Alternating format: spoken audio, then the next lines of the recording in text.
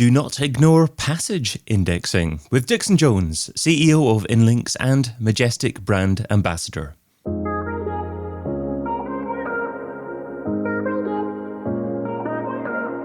Brought to you by Majestic. I'm David Bain and this is SEO in 2022.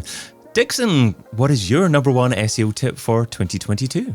Well, I think that in 2021, Google started talking quite a lot, actually to the tail end of 2020, they started talking about passage indexing as something that they were going to be working on.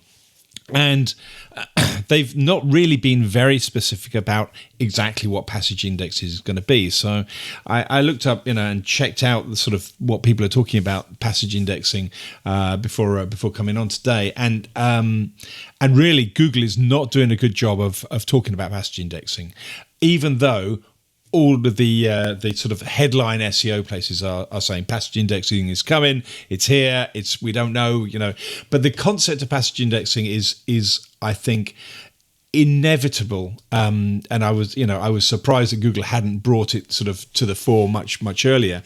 And I think perhaps if I explain what I see by passage indexing and trying to bring it into a concept that we can all understand. If you're trying to have a knowledgeable website or web page on a piece of content, that's one thing. What makes up knowledge is interesting because it's lots of different ideas or topics around a subject. So if you ended up with an encyclopedia on gardening, for example, you've got lots and lots of really interesting elements about different articles that are all equally valid, and you try and put all that onto one page. Of course, you've got expertise all through the page of different bits and ideas.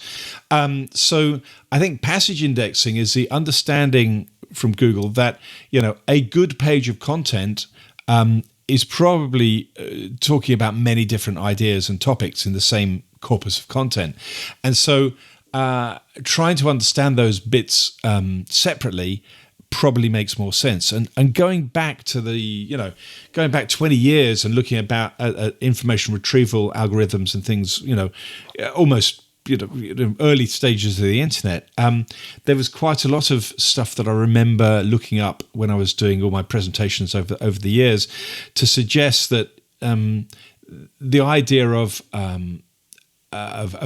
looking at things by passages, by sections, rather than a corpus of text as a whole, is a much better way of looking at things generally.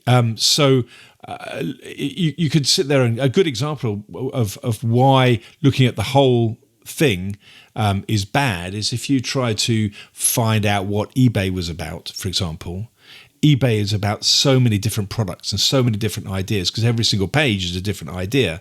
Now you take that concept and bring it down to a page level, and if you've got a page that's about all sorts of different things, then all of a sudden it's about nothing.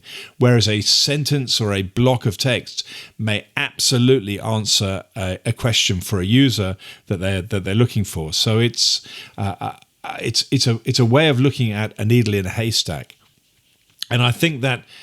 What's really interesting is that Majestic back in 2019, I think, came up with this idea of breaking a web page down into chunks or sections, which is and chunking is actually something that goes back to the 2000s as well. So there was some research that says trying to analyze the content of a page in chunks is better than trying to analyze the whole page and get the meaning of the page. So measuring chunks and passage indexing sounds to me like a very, very similar concept.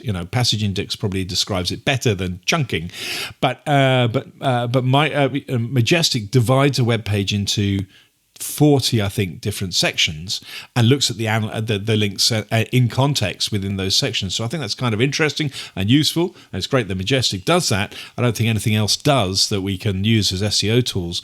But the whole idea, regardless of what Majestic is doing, of understanding these sections of text might be much more valuable in the future than the whole page is particularly interesting for SEOs, because I think it'll probably change the way in which we might start writing content. Right, okay. So, it's a relatively new concept for Google, as you say, and Google haven't launched it with a fanfare, as they have done some other things in the past. So I did a little bit of research and found out that Google are saying that 7% of search queries are going to be affected by that, which is relatively significant.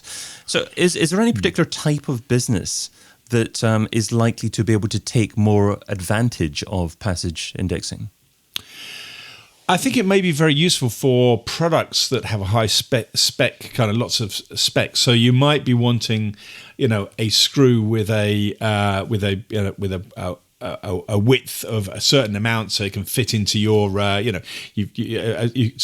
it can fit into the previous screw hole that you lost like two years ago or something.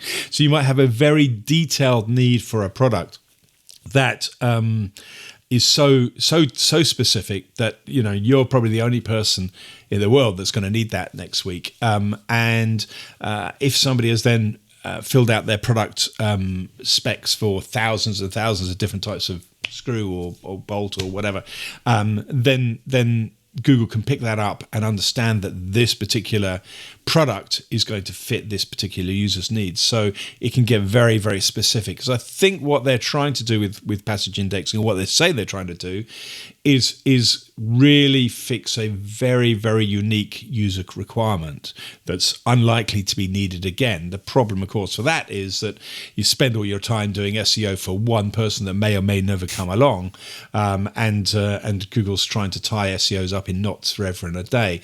So you've got to get that balance right between putting everything into a way that Google can understand at a passage level, and time. So I suspect data sets and how you display data sets will be quite important.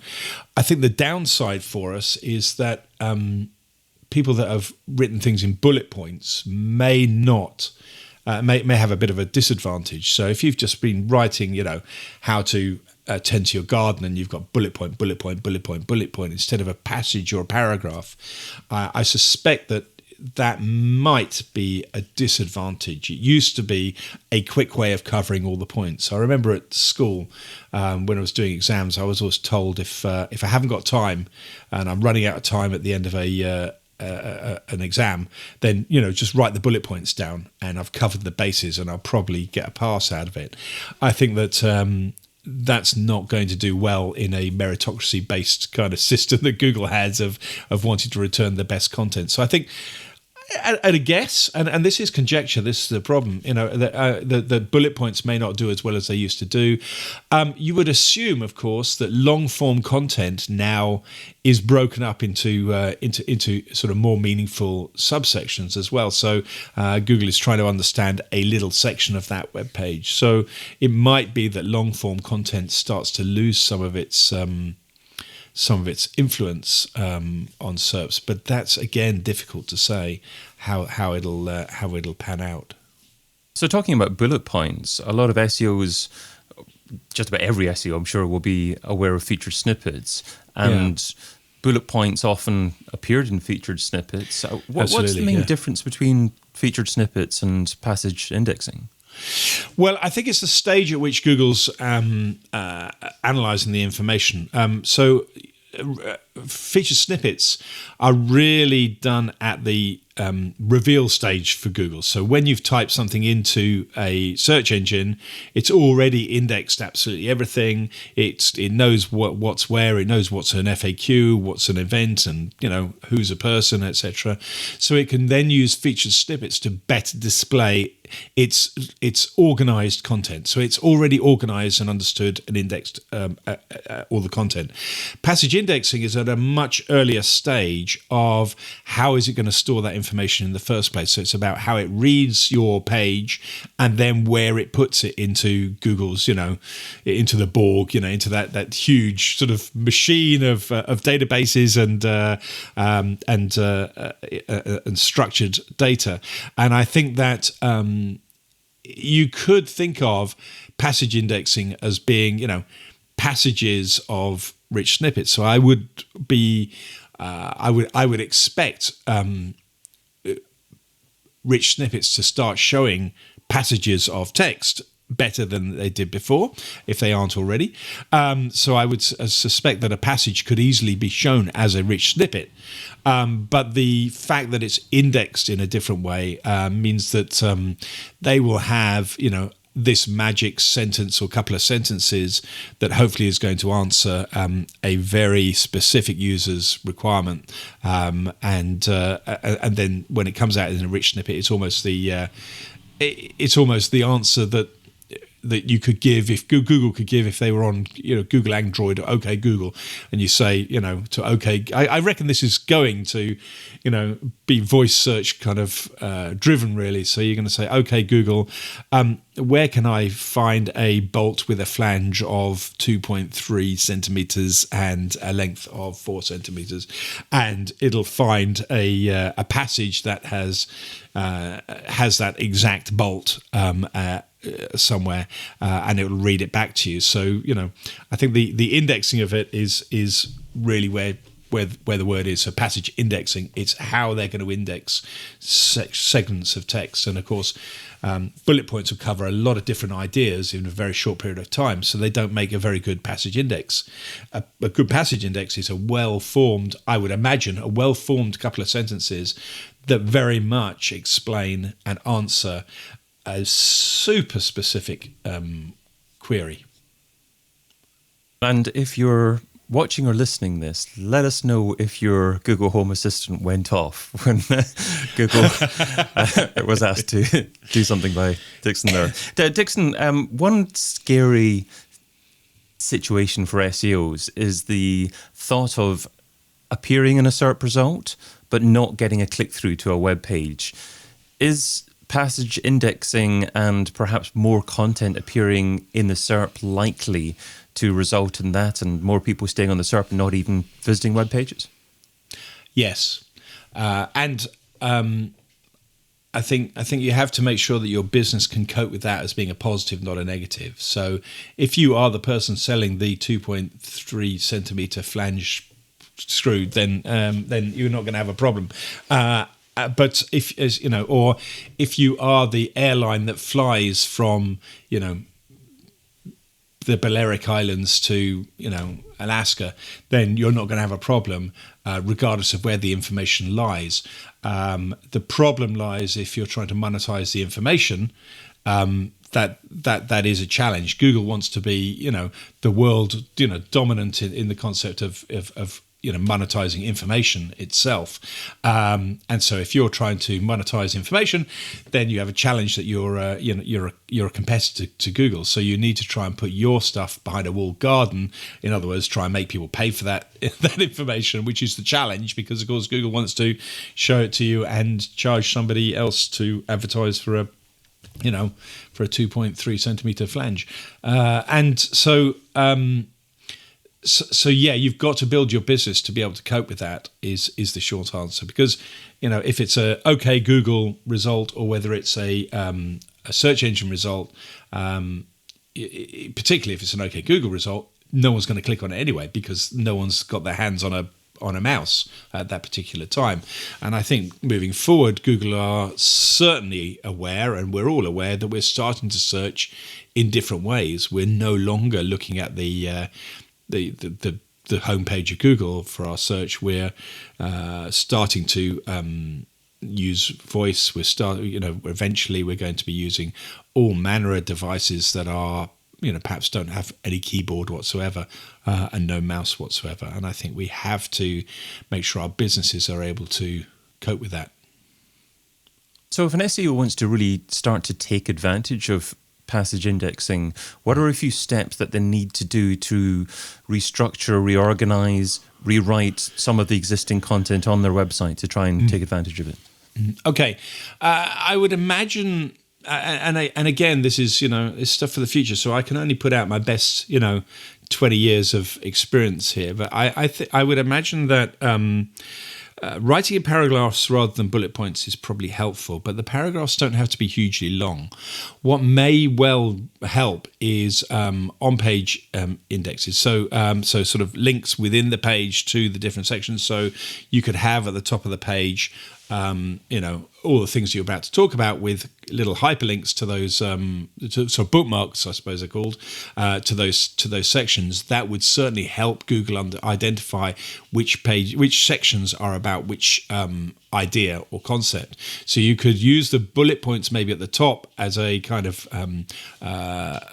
as a sort of content-driven approach, or a sort of an index-driven approach to table the of content. contents, Yeah. So use it as a table of contents, and I think that Google will make good use of tables of contents within a web document to try and understand the information about the different sections. Also, you can use schema in those paragraphs and that text as well. So that's going to be able to help. There's definitely schema that helps. The how-to schema is quite complicated actually, but because it requires an image for each section to be properly formed. So building up a how-to sort of schema where you're sitting there and each section is a section in a how-to process with an image and properly marked up is really going to help, because Google is going to be able to then see in a long process of learning where the individual steps are, and that will help Google to dive in, and instead of trying to give the answer to a generic question of let's say go back to the gardening one, how to when to plant your seeds, it's more about how to propagate and germinate the particular seed at a particular in a particular type of country, and so it can pull it down. So I think using how-to schema probably is going to be a good way, and that requires making sure you've got imagery as well, so that Google can see the visuals are there for the help as well. Great. Well, to finish off, if an SEO is struggling for time and they really do want to focus on passage indexing in 2022, what's one thing that they've maybe been doing for the last few years that they should stop doing now so they can spend more time doing what you suggest? I would stop trying to write the same thing on your website 20 different ways. So don't try and have 20 different ways of saying how to germinate chrysanthemums. Instead, cover more topics. It's smaller amounts of topics. So basically, going a bit more gritty. You can still do it in sort of long form content if you like, but basically those paragraphs have got to make sense on their own. In fact, that's what I would say. Make sure that those paragraphs stand up on their own 2 feet. So if that paragraph was the only thing on your website, or the only thing that came back in a search result, would that make sense? Would that have a call to action in it? Would that have some kind of way that you can monetize that information? But does it answer a particular question? So I think we've got lazy as human beings writing content on understanding what the importance is of a paragraph, but machines are going to understand a paragraph, and I think consider a paragraph and a passage as the same thing. Make sure those passages or paragraphs are self-contained. Superb advice. Well, you can find Dixon Jones over at dixonjones.com. Dixon, thank you for being part of SEO in 2022. Thanks very much, David. Check out the rest of the content from SEO in 2022 over at SEOin2022.com.